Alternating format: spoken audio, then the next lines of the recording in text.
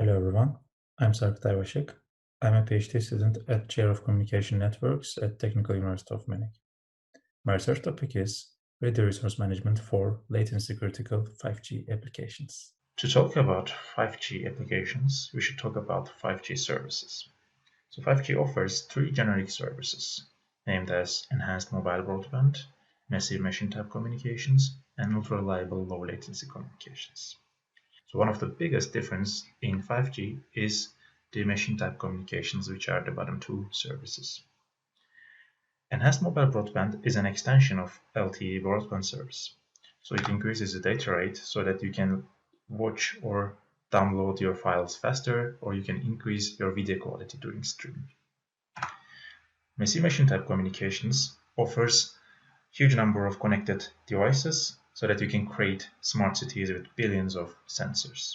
And ultra-reliable low-latency communications increases the trust in machine-type communications so that you can use the communication in a much reliable and much faster way to enable remote operations of robots or autonomous systems.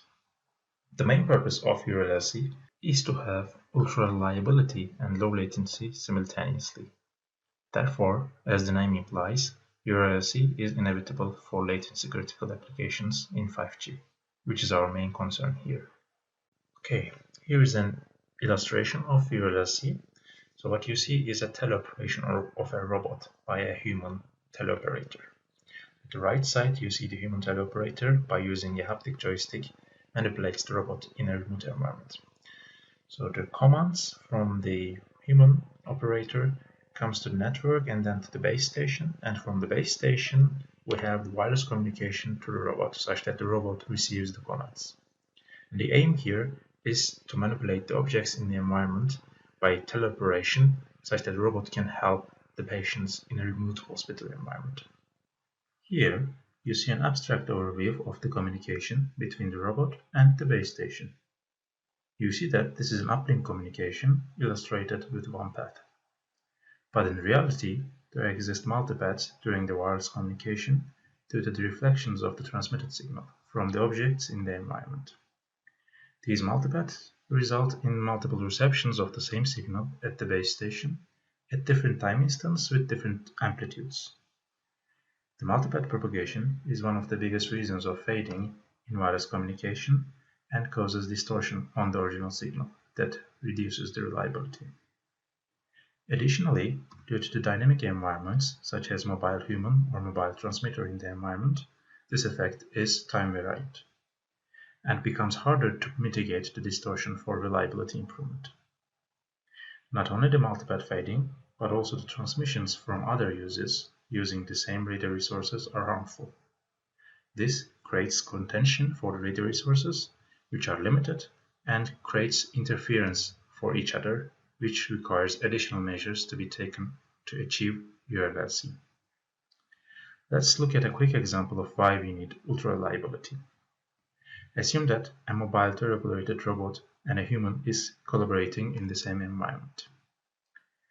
If we were to use directly the classical broadband communications, we can have moments that the communication is not reliable or critically delayed due to the mobility and fading. During these moments, robot might harm the human.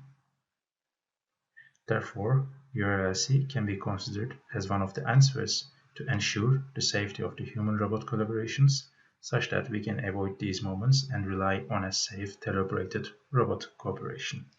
However, how we will ensure that URLC is an open question. This brings us to research interests that we have towards URLC.